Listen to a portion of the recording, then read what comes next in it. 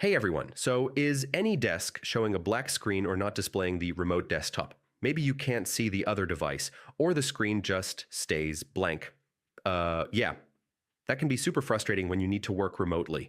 In this video, I'll show you several ways to fix the AnyDesk screen not showing issue in 2026, and most of these solutions only take a few minutes. First, make sure both devices have a stable internet connection. AnyDesk requires a reliable network to transmit the screen properly. Next, restart the AnyDesk app on both devices. Close it completely from the system, tray, or task manager, wait a few seconds, and reopen it. This often resolves temporary screen issues.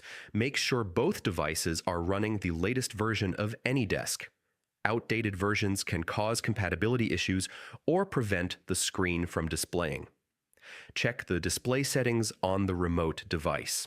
Ensure the monitor is on, the display is active, and AnyDesk is allowed to capture the screen. Sometimes hardware acceleration can cause the screen not to show. Go to AnyDesk's settings and disable hardware acceleration. Your firewall or antivirus may block the screen transmission. Make sure AnyDesk is allowed through security software on both devices. If the screen still doesn't show, reinstall AnyDesk on both devices.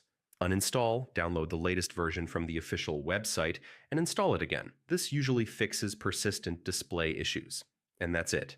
Most AnyDesk screen issues can be fixed by checking your internet, updating the app, adjusting display settings, or reinstalling AnyDesk. If this guide helped you, check out more quick tech tutorials on the channel. Thanks for watching, and I'll see you in the next video.